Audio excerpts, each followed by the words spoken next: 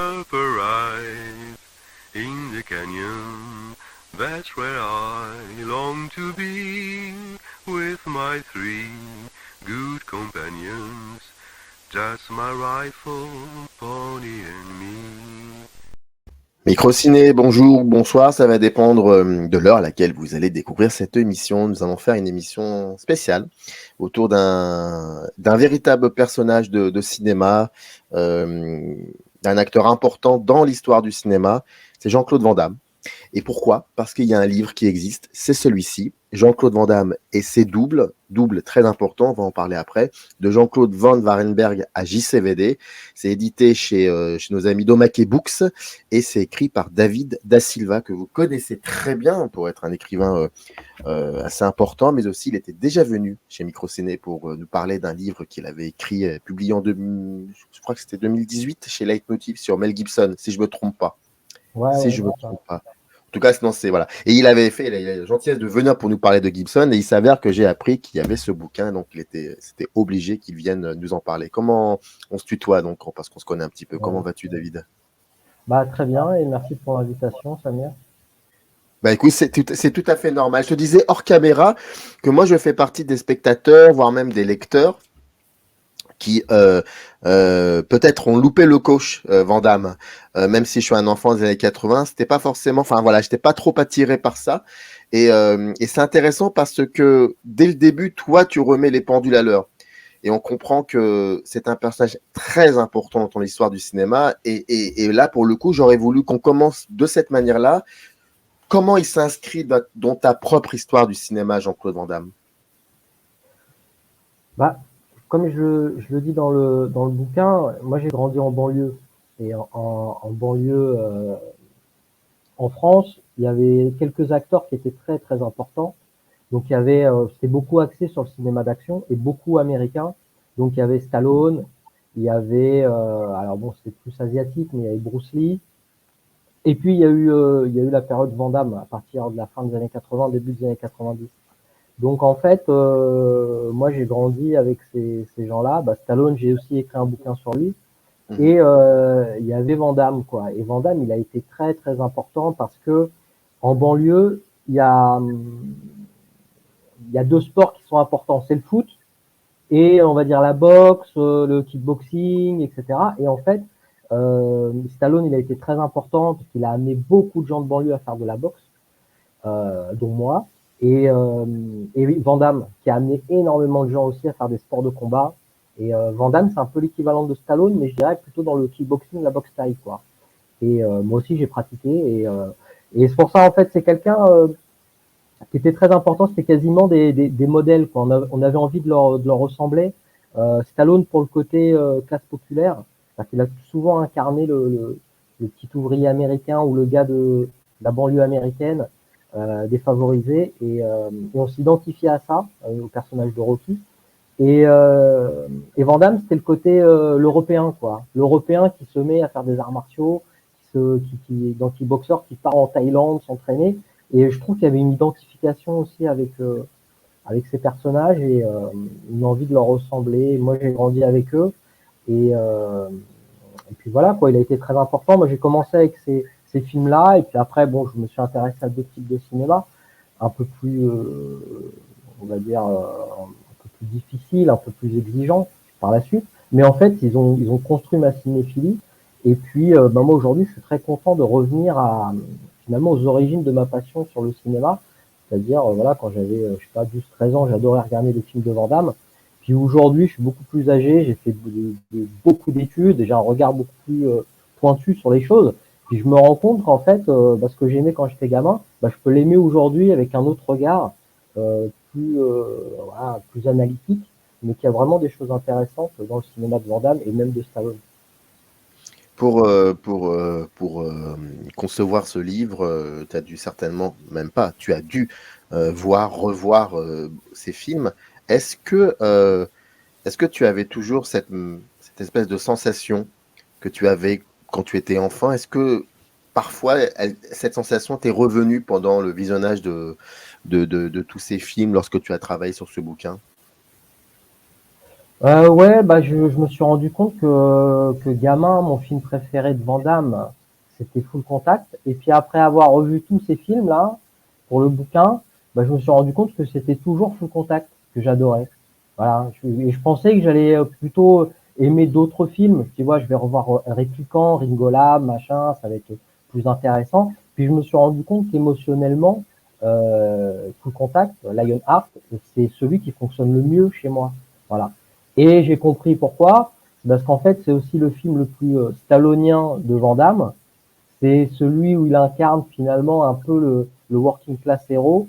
Euh, et puis il y a un côté très émotionnel dans le film, avec sa nièce, avec son ami, le bookmaker qui organise les combats, etc. Et je trouvais que ce film-là, il fonctionne toujours aujourd'hui, quoi. C'est très très bien. Tu dis film stallonien. Ce serait quoi exactement un film vandamien? Ah, bonne question. Bah en fait, le truc c'est qu'en fait, Van Damme il a souvent voulu, parce que le titre c'est Jean-Claude Van Damme et ses doubles. Finalement, Ouais. il a souvent voulu être, ou en tout cas, on a essayé de faire de lui le double de quelqu'un. C'est-à-dire qu'au départ, il a été un peu vendu comme le double de Bruce Lee dans le sport. D'une certaine manière, il était un petit peu dans la lignée. Ensuite, il a voulu être dans la lignée de Stallone quand il a fait Full Contact. Et puis ensuite, il s'est dirigé vers un cinéma plus à la Stallone quand il a fait Universal Soldier, par exemple, et qui était produit par Carolco, qui avait fait Terminator 2, enfin qui allait faire Terminator 2. Et, euh, et puis voilà, donc en fait, bon, je trouve que Van Damme, il s'inspire beaucoup de Stallone dans le sens où il y a, c'est un film de sport avec des séances d'entraînement, un dépassement de soi, c'est-à-dire que souvent il incarne un underdog, un, un opprimé, quelqu'un qu'on déconsidère et qui va se révéler quoi, par l'entraînement, par l'entraînement physique et par le combat. Donc en fait, il a repris beaucoup de choses de Stallone, que Stallone a développé dans la saga Rocky. Donc il y a ça, et puis il y a ensuite, évidemment, si on veut vraiment creuser, et les thématiques que je dégage, vraiment pour Van Damme, c'est bah, les doubles. Quoi. C'est qu'en fait, c'est quelqu'un, de façon récurrente, il va se représenter deux fois ou avec deux facettes très opposées dans un même rôle. Et cette idée de double, comment tu peux expliquer que ça lui a collé à la peau dès le début, dès le premier film jusqu'à aujourd'hui même? Alors, dès le premier film, pas forcément. On va dire que ça a débuté vraiment avec Double Impact. Double Impact, il incarne des jumeaux. Et c'est peut-être un film qui est sorti au moment où il y avait l'espèce de Van Damme mania en Europe. Parce qu'en fait, Van Damme, il a toujours été beaucoup plus populaire en Europe qu'aux États-Unis. Aux États-Unis, c'était plus Steven Seagal qui cartonnait au box-office. Et Van Damme, il était bien en dessous, quoi. Mais en Europe, il cartonnait. Hein. Seagal n'arrivait pas au niveau de Van Damme. Et, euh, et puis, alors je sais plus c'était quoi ta question. Par rapport au fait que la thématique, enfin que le double, ça lui a Ah toujours, oui, voilà, qu'il a toujours été. voilà. Donc c'est Double Impact. Donc il a sorti Double Impact à ce moment-là. Et en fait, il incarnait deux jumeaux. Et le film a cartonné. Et, euh, et donc après, il y a plusieurs niveaux d'interprétation. Est-ce qu'il a ensuite incarné des doubles parce que bah, les producteurs se sont dit c'est un film Double Impact qui a cartonné, donc on va reprendre la formule. Et en fait, c'est Mhm. juste une raison commerciale, quoi, tout simplement.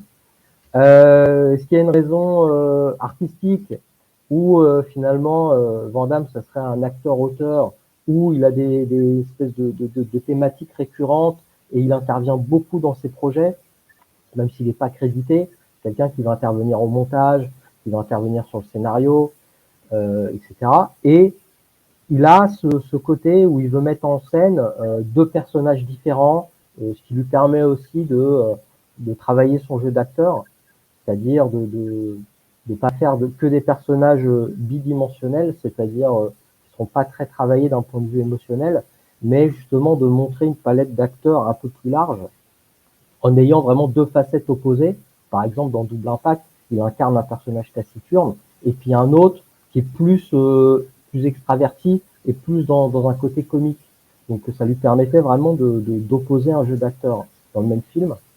Donc il y a cet aspect-là, et puis après il y a des thématiques, on peut se demander s'il n'y a pas des choses plus profondes, voire même un peu inconscientes, c'est-à-dire que c'est quelqu'un qui est bipolaire, et il a comme ça en lui, il a deux facettes très opposées, très extrêmes, et est-ce que c'est ça que d'une certaine manière il voulait mettre, même peut-être sans le savoir consciemment, à l'écran, quoi. C'est-à-dire deux côtés très opposés de sa personnalité. C'est-à-dire qu'un jour il peut être très gentil, très sympathique, et puis le lendemain, ça va être quelqu'un de plus colérique, voilà, méconnaissable. Donc voilà, peut-être qu'il y avait cet aspect-là.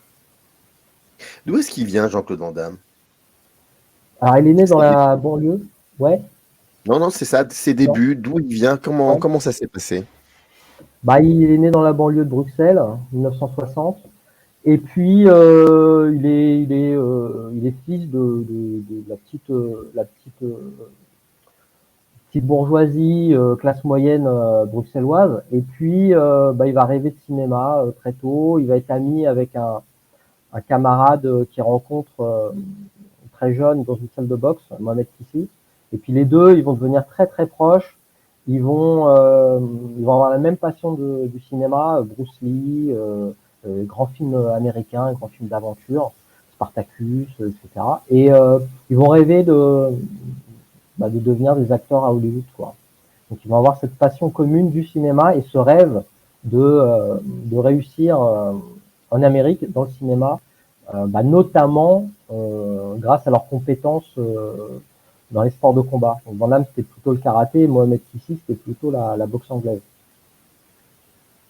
Et comment il fait ensuite, Van Damme, pour arriver à Hollywood et commencer à faire des films? Parce que je crois qu'il y a des histoires qui sont plus ou moins fondées. Bah après c'est ce que j'analyse dans le livre, c'est qu'en fait il y a des versions qui sont un peu différentes, quoi. Donc selon les intervenants, en fait on sait pas trop. Je pense qu'il y a que Van Damme, Mohamed Kissi et puis les producteurs de la Canon qui savent réellement ce qui s'est passé dans les débuts au cinéma de Van Damme, en tout cas avec Bloodsport. Mais en tout cas ils partent tous les deux aux États-Unis. Bon, selon les versions, ils galèrent beaucoup, ils dorment dans leur voiture, ils peuvent voler aussi dans les magasins pour se nourrir. Bon, il y a d'autres versions où ils ont été hébergés par quelqu'un qu'ils connaissaient, que moi je connais, hein, qui s'appelle Tyrone et qui les aurait placés ensuite dans le film Breakin', où ils font leur première apparition, parce que lui, il s'occupait des extras. Donc voilà, donc il y a des versions un peu différentes. En tout cas, ils avaient une passion du cinéma, ils sont partis, ils avaient très peu de contacts, et puis ils ont persévéré, parce que c'est ça le mythe vandamien, comme celui de Stallone, c'est la persévérance, quoi. C'est qu'on a un rêve, personne ne croit en nous, et puis on essaie de persévérer jusqu'à qu'on réussisse. Et puis en fait, il y a eu l'histoire de Stallone avec le scénario de Rocky qu'il arrive à vendre comme ça des producteurs, et il a un premier rôle quasi inespéré, et il devient une star mondiale. Et puis il y a le même storytelling avec Van Damme, quoi. C'est-à-dire que personne ne croyait en lui, et puis il convainc un producteur, il a le premier rôle de Bloodsport, et il devient une star mondiale. Donc il y a vraiment un storytelling parallèle, quoi. Voilà, après, bon, je peux pas rentrer ici dans tous les détails et dans toutes les contradictions, c'est dans le livre, mais c'est vrai qu'à un moment donné, Van Damme, il a travaillé avec Chuck Norris à partir de 84. Chuck Norris était aussi une grande vedette de la Canon qui va ensuite produire Bloodsport. Donc voilà, Bob Wall, qui était un ami très proche de Chuck Norris, a dit qu'en fait c'est grâce à Chuck Norris que Van Damme a rencontré Menahem Golan. Voilà, tout simplement en fait. Et bon, moi j'en sais rien. Moi je mets les versions et puis voilà, chacun se fait son idée, quoi. Mais voilà. Mais c'est bien que tu nommes Chuck Norris parce que je voudrais savoir quand donc Van Damme, lui, arrive dans le cinéma américain des années 80, fin des années 80, dans un registre qui est le film d'action. Comment, quand il arrive dans ce milieu-là, dans cette ambiance-là, comment est le film d'action à ce moment-là? Et puis surtout, lui, qu'est-ce qu'il va révolutionner? Bah, en fait, moi je pense que Chuck Norris, est très très important dans l'histoire du cinéma d'action américain lié aux arts martiaux à Hollywood. C'est-à-dire qu'on se moque beaucoup de Chuck Norris. Et dès qu'on dit Chuck Norris, les gens ricanent. On se moque beaucoup de Van Damme aussi, hein, donc Ouais, c'est vrai. Mais on va dire que Van Damme, il a eu une petite reconnaissance cinématographique, on va dire depuis JCVD, quoi. ouais, c'est Quand vrai. même, ouais, tu vois, il y a ce truc-là, quoi. Alors que Chuck Norris, bon, voilà, dès que tu dis Chuck Norris avec un ton un peu sérieux quand on parle de cinéma, quand tout le monde rigole. Ce qui est sévère quand même, ce qui est sévère, parce qu'en Oui. réalité, c'est quelqu'un qui a réussi à faire la jonction. D'ailleurs, c'est ce que je dis dans le bouquin, je l'analyse. Il a fait une jonction qui n'avait pas été faite à Hollywood entre un style purement américain à la John Wayne, c'est-à-dire représenter le héros américain avec des valeurs purement américaines, et le style de combat des arts martiaux. C'est-à-dire que lui, il a réussi à faire cette jonction entre le cow-boy qui n'allait plus se battre qu'avec des coups de poing, enfin, les larges coups de poing à la John Wayne dans les saloons. Lui, il a réussi à montrer que le personnage pouvait se battre avec ses pieds aussi. Donc aujourd'hui, ça paraît une banalité de dire ça, mais en réalité, quand il a amené ça, Chuck Norris, c'était assez révolutionnaire. Donc, mine de rien, il a eu beaucoup de succès au départ, fin des années 70, début des années 80, Chuck Norris. Et la Canon aussi a été très importante parce qu'ils ont amené le film de ninja au box-office américain. American Ninja avec Michael Dudikoff. Donc, c'était vraiment une période, puis il y a eu Karate Kid aussi qui avait cartonné. Donc, il y avait cette période-là où on associait les films américains, le héros américain, avec un style de combat asiatique. Donc, il y avait vraiment une demande populaire. Et même pour faire le parallèle, c'est que le film le plus cher de la fin des années 80 et le plus attendu au monde en 88, c'est Rambo 3. Et l'intro de Rambo 3, c'est Stallone qui fait un combat avec des bâtons, mais aussi des arts martiaux. C'est-à-dire que dans le film d'action le plus attendu de la fin des années 80, le héros, il se battait aussi avec un style martial. Donc c'est dire que vraiment, ça avait été intégré dans le cinéma hollywoodien que le héros, maintenant, il fallait qu'il utilise les arts martiaux. Et en fait, 88, il y a Rambo 3 qui sort, coécrit par Sheldon Lettich, qui a aussi coécrit Bloodsport d'ailleurs. Et qui a préfacé le bouquin. Ouais, mon bouquin. Et il y a Bloodsport qui sort en même temps. Et donc, en fait, Van Damme, il a eu un grand succès grâce à ce film, parce qu'en fait, il répondait à une demande où les gens voulaient voir un héros occidental pratiquer des arts martiaux. Et puis surtout, c'était quelqu'un qui n'était pas doublé, c'est-à-dire que c'était quelqu'un qui avait des vraies compétences martiales, qui avait du charisme, et puis surtout qui avait un physique bodybuildé, un peu à la Stallone. Donc en fait, il réunissait tout ce qui marchait à l'époque, c'est-à-dire le physique bodybuildé, le charisme européen et un peu l'accent à la Schwarzenegger, et le style martial à la Chuck Norris. Donc en fait, il a réussi à englober tout ça, et je pense que c'est aussi ce qui a expliqué son grand succès à cette période. Est-ce qu'il a participé aussi, comme ses confrères, ce qu'on a appelé le cinéma, parce que ça tu en parles dans ton livre, le cinéma réganien? Ouais, d'une certaine manière, mais il arrive à la fin. Il arrive à la fin. Alors le cinéma réganien, c'est un truc un peu fourre-tout des années 80. Bon, on va dire qu'il y a participé parce qu'il a représenté cette espèce d'Amérique surpuissante qui était finalement caractérisée à l'écran par un physique musculeux et le côté dépassement de soi, quoi. C'est-à-dire que c'est quelqu'un, on ne croit pas en lui, dans Bloodsport, hein, je parle. Et on ne croit pas en lui, on dit tu n'as aucune chance. Et non, il s'entraîne dur. Il devient même meilleur finalement que les Asiatiques dans leur domaine originel, les arts martiaux. Donc il y a ce côté-là, quoi. C'est l'esprit américain, le self-made man qui, grâce à sa persévérance, va réussir, et le côté physiquement musculeux. Donc d'une certaine manière, il est intégré à ça, mais il n'y a pas le côté plus politisé qu'on pouvait retrouver dans d'autres films. Mais d'ailleurs, dans la globalité, dans sa filmographie, Van Damme, est-ce que c'est quelque chose, l'aspect politique, qu'il a toujours mis ça de... Ouais, c'est pas du tout quelque chose qui est central dans son cinéma. Et je trouve ça bien d'ailleurs. Je trouve ça cool, quoi. C'est-à-dire qu'il se concentre pas là-dessus. Voilà, c'est autre chose. Mais quand il fait, là, là, on passe, on va trop loin, on pourrait, parce qu'il faut quand même qu'on parle un peu des années 90, mais Ouais, quand il fait un film comme JCVD, le film de Mabrouk El Mechri, il y a quand même un geste extrêmement politique dans ce film-là, dans ce que ça représente et dans ce que ça dit aussi de Van Damme. Politique, non pas forcément au sens politicien du terme, pas au sens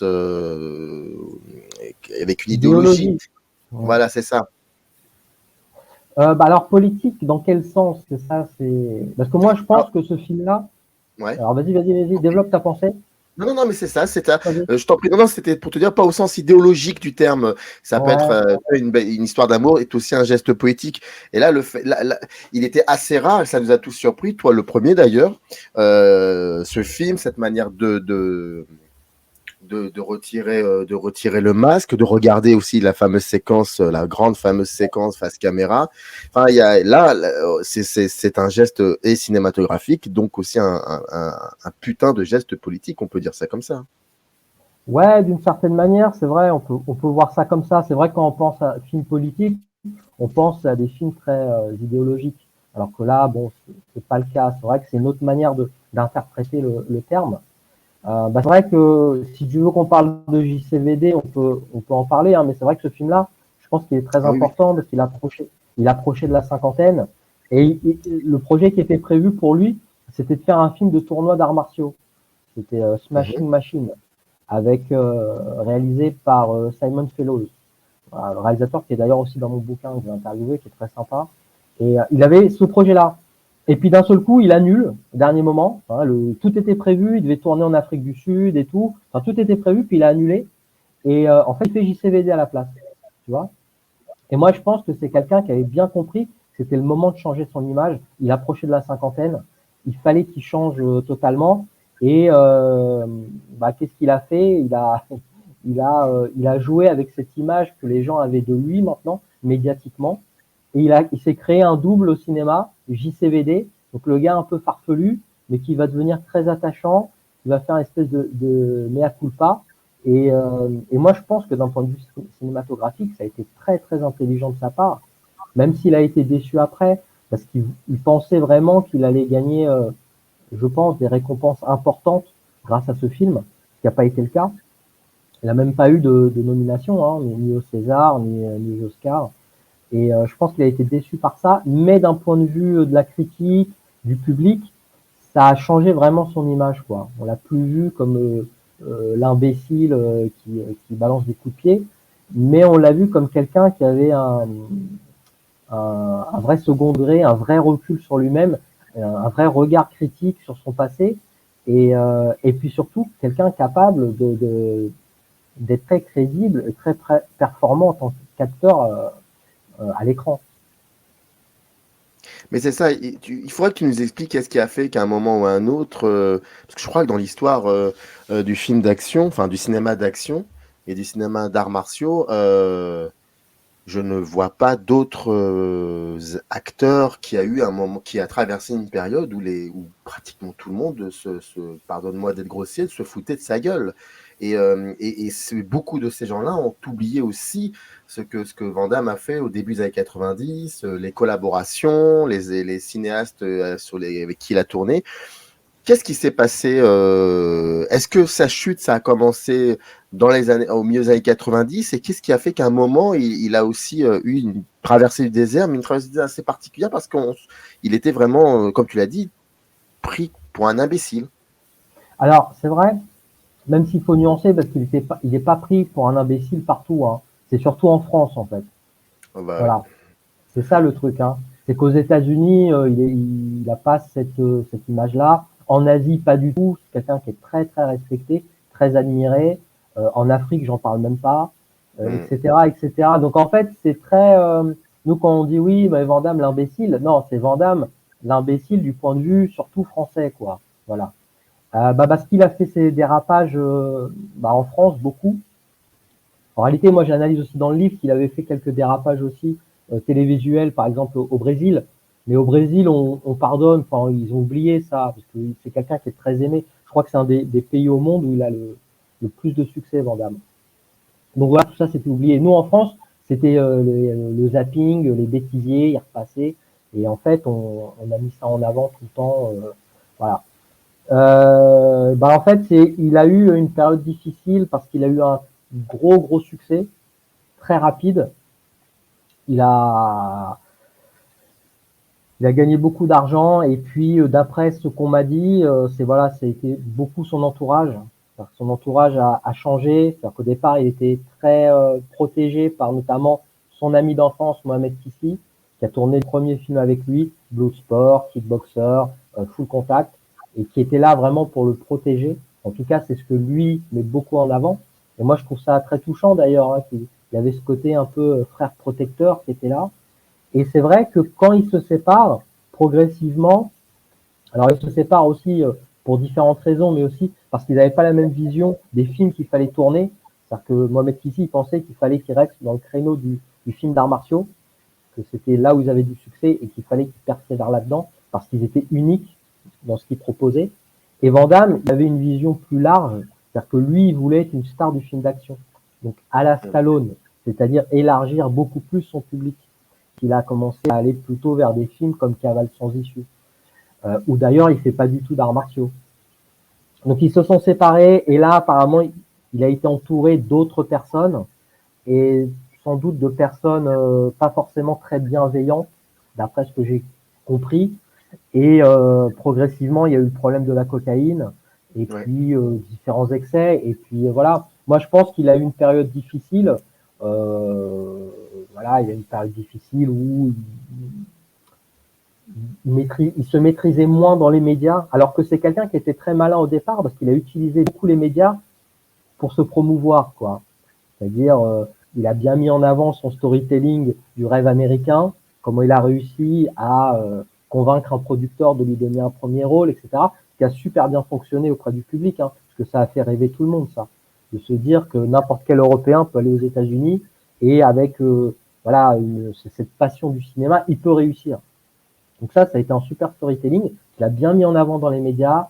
Il avait utilisé aussi les médias à Cannes en simulant une bagarre avec Dolph Lundgren pour promouvoir Universal Soldier. Donc en fait, c'est quelqu'un de très malin qui savait utiliser les médias. Et je pense qu'après, avec la cocaïne, etc., le succès, les mauvaises fréquentations, ça s'est retourné contre lui. C'est-à-dire que les médias qui savaient bien utiliser, son image a été ternie par ces mêmes médias qu'il avait bien mis en avant. Donc voilà, je pense qu'il y a eu cette période-là, cocaïne, divorce, mauvais entourage, les films qui ne marchent plus aussi. Ça aussi, hein, c'est à un moment donné, je pense qu'il a eu un grand moment de doute. Mais pourquoi ça ne marche plus? Pourquoi ces films ne marchent plus? Il y a différentes raisons. Alors, on peut dire la qualité de certains films, la qualité peut-être de certains films, cette volonté peut-être de trop s'éloigner du cinéma d'arts martiaux, peut-être qui avait fait vraiment son style unique. Et puis surtout, on entre dans une nouvelle ère, quoi. C'est les années 90. Progressivement, c'est le cinéma clintonien. C'est Clinton qui est au pouvoir. Et c'est un autre type de héros d'action qui arrive. C'est le succès de 94, je crois, de mémoire. C'est Speed. Tu vois, Speed, c'est Keanu Reeves. C'est le gars ordinaire. C'est pas le gars bodybuildé. J'ai l'impression qu'on change de héros, quoi. C'est qu'on veut plus ce type de héros. Et progressivement, les gens, j'ai l'impression qu'ils ont, et même les producteurs, hein, ils se sont dit, en fait, on se casse plus la tête à essayer d'avoir un mec super fort dans les arts martiaux. Ce qu'on fait, c'est, on l'entraîne un peu, on fait quelques inserts avec lui, et puis globalement, les plans larges, ça sera une doublure. Et puis, ça donne Matt Damon dans Jason Bourne, tu vois, où il fait quelques plans, mais en fait, il est doublé. Matrix avec Keanu Reeves, qui fait des arts martiaux, tu vois. Et c'est ça, quoi. Je pense qu'après, on est passé à un autre style de héros. C'était le gars plus ordinaire. Matt Damon, c'est ça, hein, c'est le gars ordinaire, quoi, par excellence. Et puis des doublures. Et puis les producteurs, sans doute, se sont dit, voilà, on utilise quelqu'un qui a un grand nom, les doublures, et puis on n'a plus besoin de se casser la tête avec un mec qui n'est pas forcément un très très grand acteur, mais qui sera très fort physiquement. Voilà, je pense qu'il y a eu un basculement, quoi. Nouveau type de héros. Et c'est là qu'à ce moment-là, Jean-Claude Van Damme finit par être extrêmement présent dans ce qu'on appelle le DTV, dont tu consacres d'ailleurs un chapitre dans le livre. Ouais, bah ouais, parce qu'après, il était, tu sais, dans le cinéma, tu as différents marchés, tu as les marchés primaires, ceux qui rapportent énormément d'argent, l'Europe de l'Ouest, les États-Unis, etc. Et puis après, tu as les marchés secondaires. Et puis en fait, dans les marchés primaires, ces films ne rapportaient plus d'argent au cinéma, parce qu'une sortie cinéma, ça coûte beaucoup d'argent. Donc en fait, les producteurs se sont dit, bon, on va miser sur les marchés secondaires. Donc c'est l'Europe de l'Est, la Russie, certains marchés asiatiques, où il a encore beaucoup de succès. Et puis il va faire des DTV, quoi. Des DTV, donc certains sont intéressants, malgré tout. Faut pas tout mettre à la poubelle. Mais c'est vrai que dans le lot, il y a beaucoup de films très médiocres, quoi. Et là, on a l'impression qu'il tournait, enfin, c'était comme à l'usine, quoi. Il n'y avait plus cette passion. Et c'est vrai qu'il y a eu un basculement avec JCVD, mais aussi un film juste avant, L'empreinte de la mort, qui tourne avec Philippe Martinez, où déjà il va modifier son jeu, et on voit qu'il y avait une volonté de mettre en avant son visage. Voilà, ce que j'explique dans le bouquin, c'est qu'à un moment donné, il va plus mettre en avant ses coups de pied, mais ce qui va vraiment définir le jeu d'acteur de Van Damme, ça va être son visage, quoi, surtout. Et c'est pour ça d'ailleurs que la couverture, tu choisis ça. Ouais, alors ça c'est plus un choix de l'éditeur. C'est un choix de l'éditeur. Qui tombe ouais. bien d'ailleurs, ça tombe bien. Ouais, c'est original, voilà. Ils m'ont proposé ça, j'ai dit ouais, super. Donc voilà, c'est vrai que au départ, moi, ce que j'avais en tête, c'est un truc un peu plus peut-être classique. Tu vois, c'était une scène mythique d'un de ces films de bout de sport, etc. Et ils m'ont proposé ça, et c'est vrai que c'est très très original, et ça met bien en avant son visage très marqué. Voilà, on a l'impression que son visage raconte une histoire. Il n'a même pas besoin de parler, rien qu'avec son regard et son visage, les rides, les silences qu'il peut avoir, voilà, son personnage, en fait, il raconte déjà tout un passé, quoi. Et je trouve ça très intéressant. Et d'ailleurs, je parlais du film L'empreinte de la mort, c'est à partir de ce film qu'il va s'entourer d'un maquilleur italien qui a notamment bossé avec Sergio Leone pour justement lui maquiller son visage d'une certaine manière, quoi, en mettant en avant certains traits. Tout ça, c'est pensé, c'est pas quelque chose qui a été fait au hasard, c'est vraiment quelque chose de pensé et qui va bien mettre en avant dans JCVD et même dans un film qui est pas forcément très connu de Van Damme, qui s'appelle Lucas et qui est vachement bien, quoi. Je conseille à tout le monde de le regarder, qui est très très bien, où il met bien en avant ce visage marqué et qui raconte à lui seul une histoire.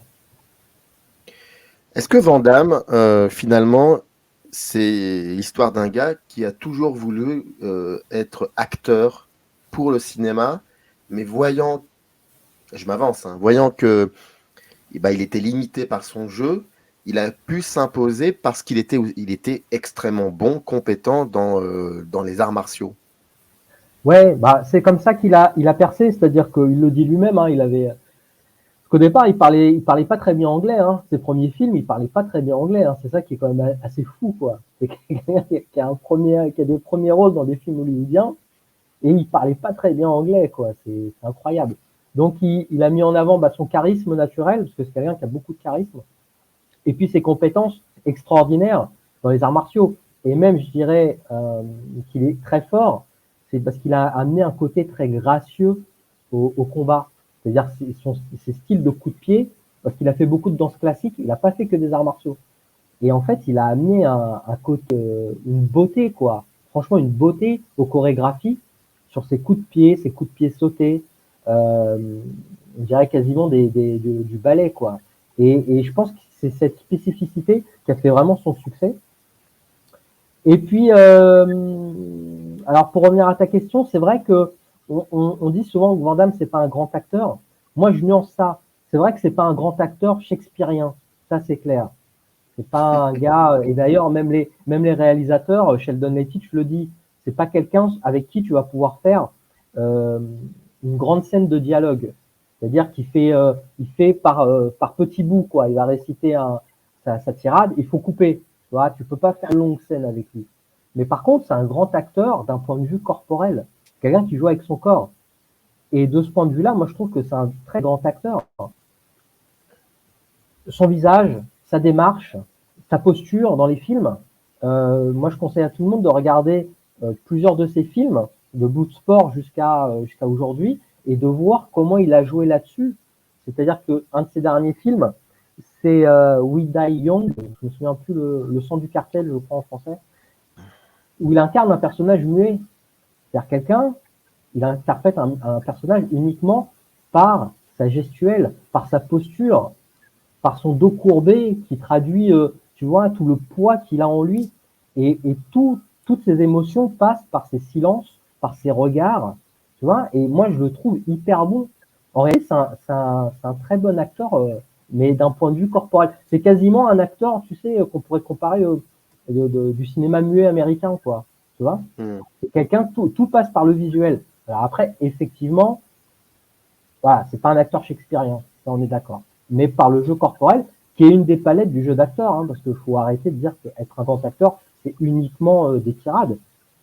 Ta présence, c'est très important. Tu vois, John Wayne, c'est un grand acteur ou pas? Tu vois? Ah non. Enfin, c'est un grand acte. Oui, je vois très bien ce que tu dis. Tu vois?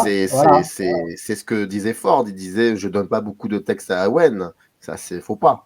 C'est pas Henry Fonda, quoi. C'est pas. Ouais, Voilà. oui, on est bien Tu d'accord. vois, mais l'émotion et tout, ça passait par la présence, quoi. Voilà.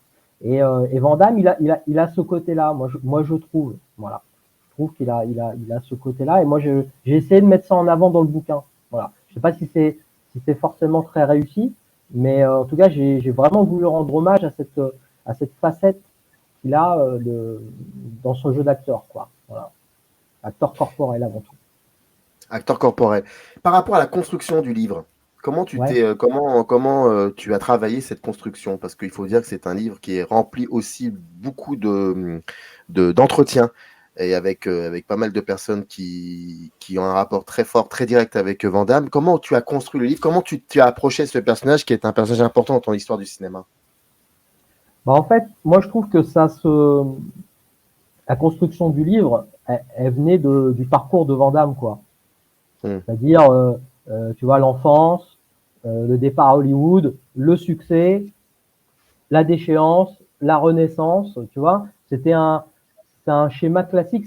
En fait, c'est comme dans un film, quoi. C'est comme un scénario de film.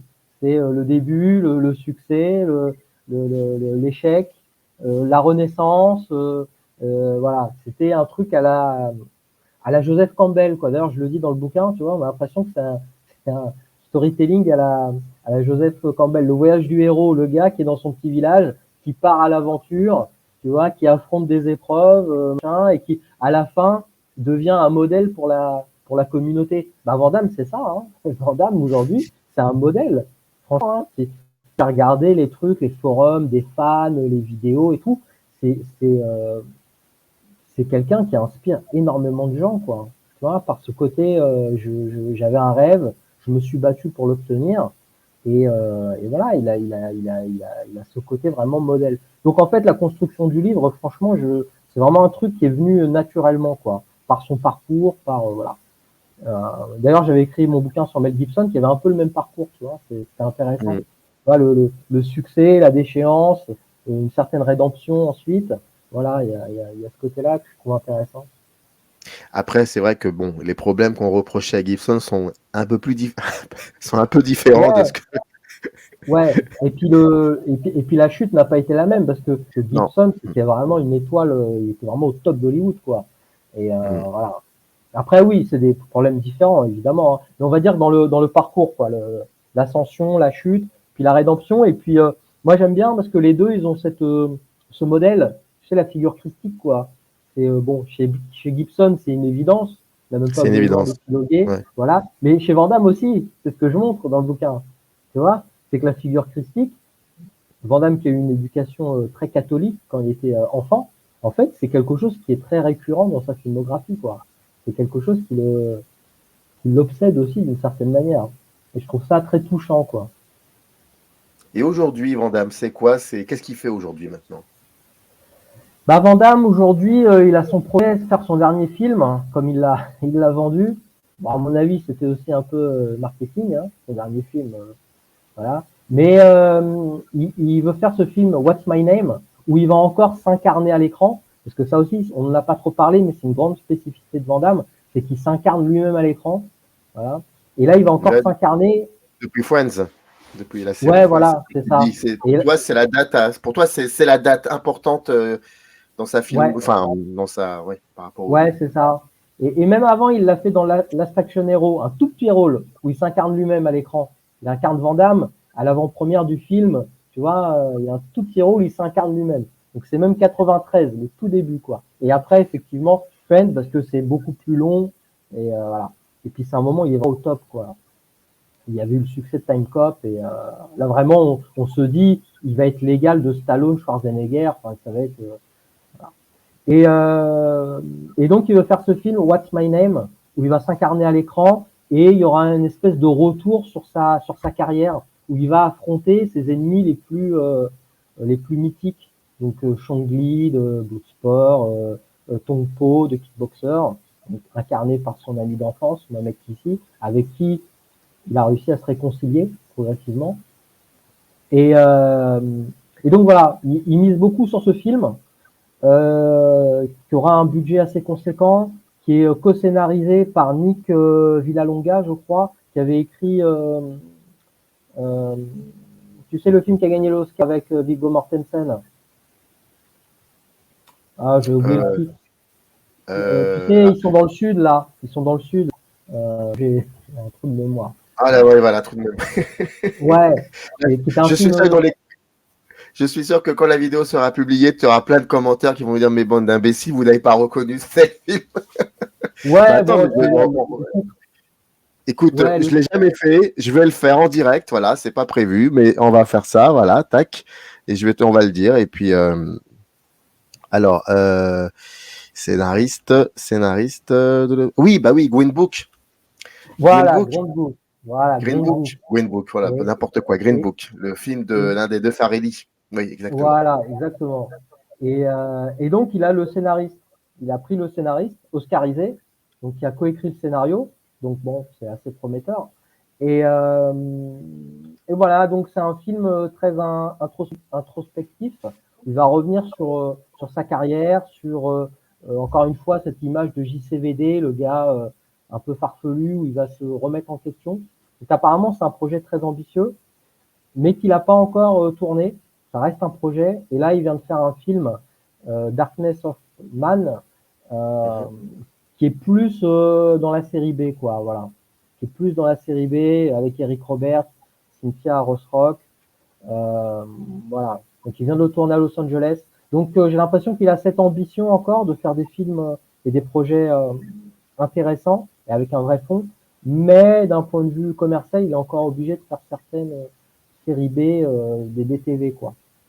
Donc voilà, on attend de voir ce que ça va donner, ce projet très prometteur, avec des gens quand même assez importants qui sont impliqués. Euh, donc voilà, c'est ça Van Damme, quoi.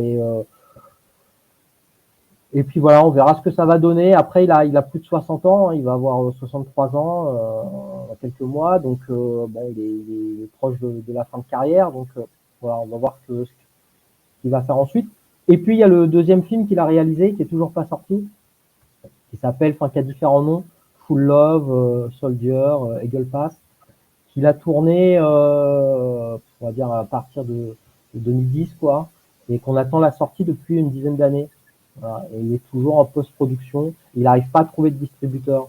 Donc j'en parle dans le livre. J'ai notamment discuté avec un des acteurs, qui s'appelle Joseph Cannon. Et apparemment, c'est parce que Van Damme, il a une vision très particulière du film, quoi. Il veut faire un film d'action. Il veut vraiment faire un film avec un fond assez sérieux. Et les producteurs, justement, misent plus sur le film d'action.